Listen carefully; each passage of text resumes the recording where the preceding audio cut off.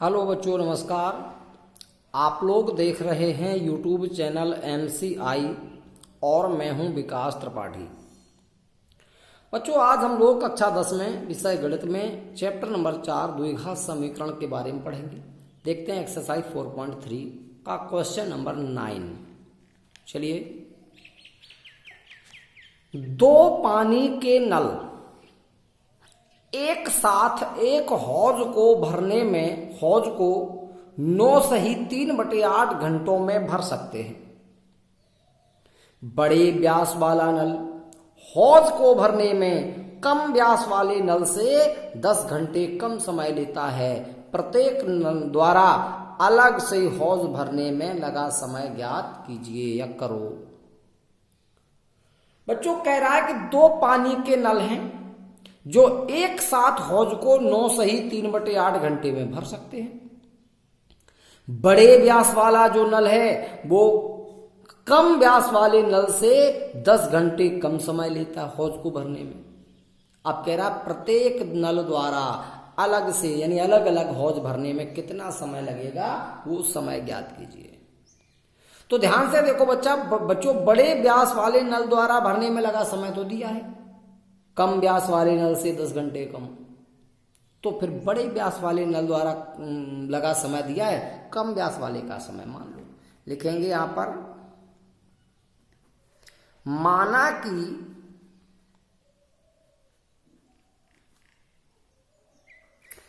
कम व्यास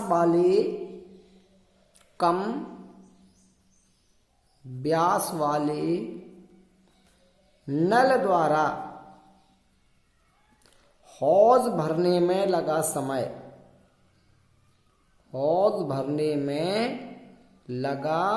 समय बराबर x घंटे है।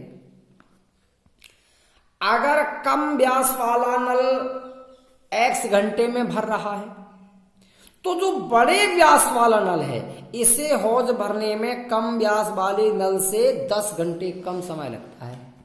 इसलिए बड़े व्यास वाले नल द्वारा हौज भरने में लगा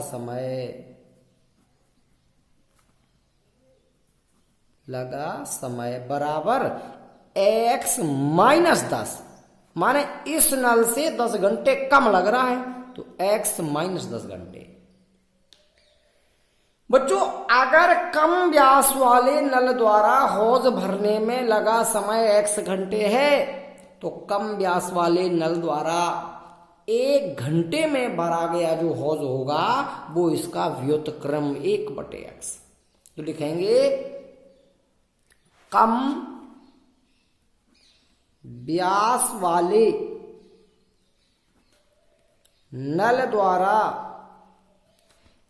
1 घंटे में भरा गया हौज 1 घंटे में। तो जितना समय लगता पूरा भरने में उसका व्युत्क्रम हो जाता है, तो 1/x इतना हौज भर जाएगा 1 घंटे में। कौन से नल द्वारा? कम व्यास वाले नल द्वारा। अब बड़े व्यास वाले नल द्वारा 1 घंटे में भरा गया हौज। अब बड़े व्यास वाले नल को कितना समय लगाता है? x - 10 घंटे। तो 1 घंटे में कितना भरेगा? इसका व्युत्क्रम 1/x - 10 इतना हौज भरेगा। कितने घंटे में? 1 घंटे में।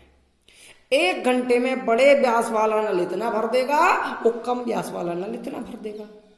प्रश्न में कहा था कि दो जो पानी के नल हैं अगर एक साथ खोल दिए जाएं तो इनको हौज भरने में 9 सही 3/8 घंटे लगते हैं। तो लिखेंगे, दोनों नलों को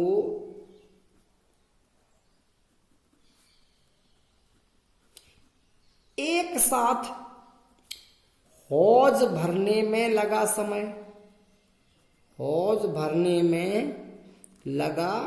समय बराबर था 9 सही 3/8 घंटे।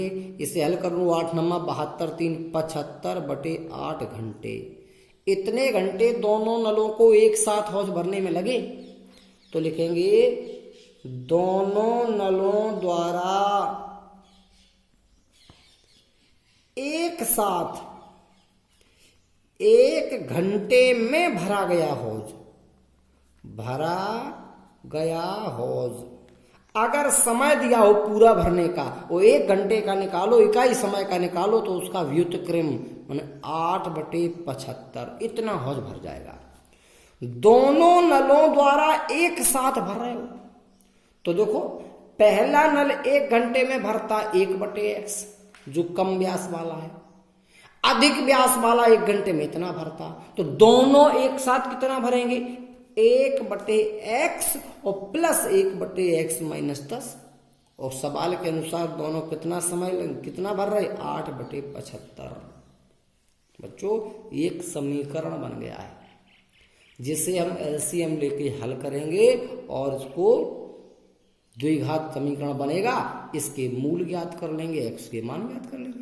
हल कैसे करना देख लो जरा थोड़ा सा, इसको लासा ले लो, इसका गुणावन में x-10, एक का x में x बटे इसका करो x² - 10x और बराबर 8/75। अब कर लेंगे क्रॉस मल्टीप्लाई, ये द्विघात समीकरण बन जाएगा। इसे हल करेंगे, हल करने से x के 2 मान आएंगे।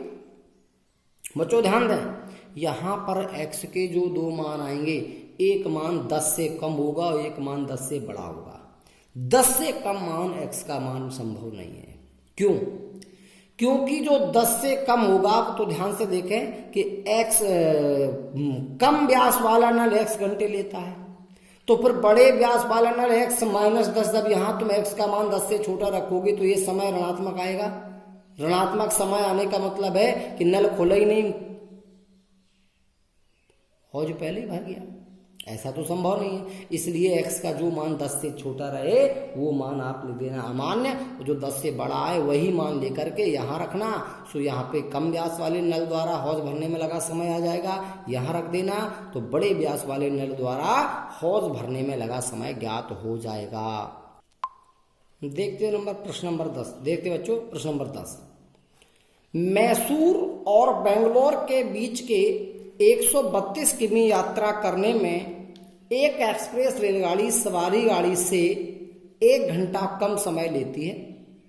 यदि एक्सप्रेस रेलगाड़ी की औसत चाल सवारी गाड़ी की औसत चाल से 11 किमी प्रति घंटा अधिक हो तो दोनों रेलगाड़ियों की औसत चाल ज्ञात कीजिए।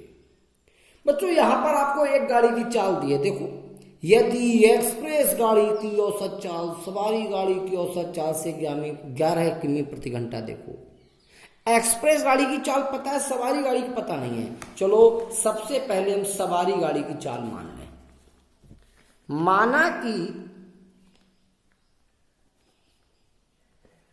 माना कि सवारी गाड़ी की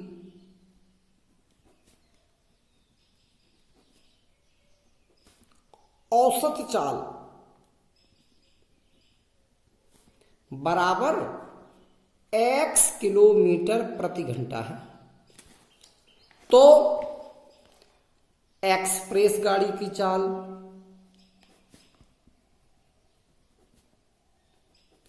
औसत चाल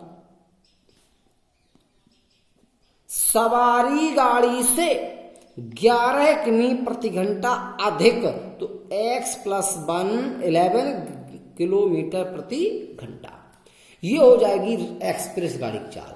क्योंकि एक्सप्रेस गाड़ी की चाल सवारी गाड़ी की चाल से 11 किमी प्रति घंटा अधिक थी। अब दोनों गाड़ियां मैसूर से बेंगलोर जा रही है 132 किमी, तो दोनों का 132 किमी जाने में लगा समय निकालो। सवारी गाड़ी को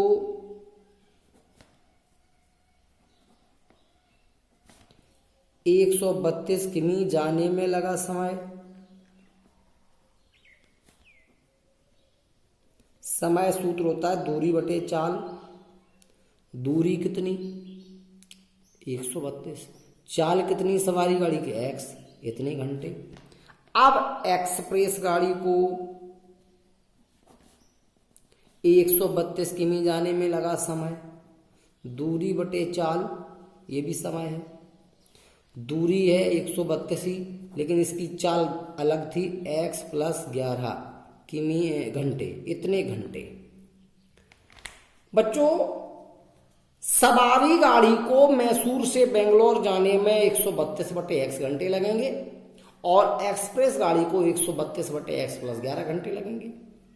अब कह रहा था कि जो एक्सप्रेस गाड़ी है वो सवारी गाड़ी से 1 घंटा कम समय लेती है। माने प्रश्नानुसार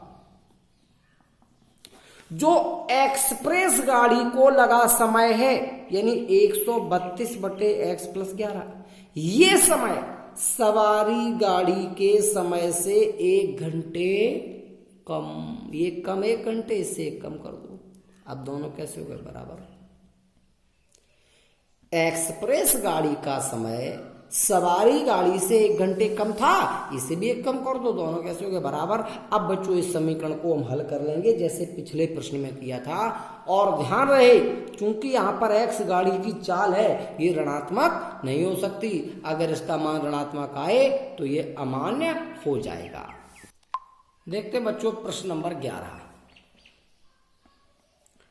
2 वर्गों के क्षेत्रफलों का योग 468 मीटर स्क्वायर है। यदि उनके परिमापों का अंतर 24 मीटर हो तो दोनों वर्गों की भुजाएं ज्ञात करो।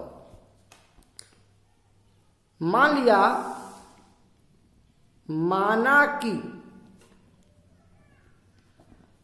वर्गों की भुजाएं x मीटर तथा y मीटर है। बच्चों इस प्रश्न को भी हम एक चर राशि से कर सकते हैं, मगर उसमें भाषा थोड़ी ज्यादा लिखनी पड़ती है, इसलिए हम इसे 2 चर राशि से कर देते हैं। माना कि वर्गों की भुजाएं x मीटर और y मीटर है। कह रहा था वर्गों के क्षेत्रफलों का योग। अब चूंकि वर्गों की भुजाएं x y हैं तो वर्गों के क्षेत्रफल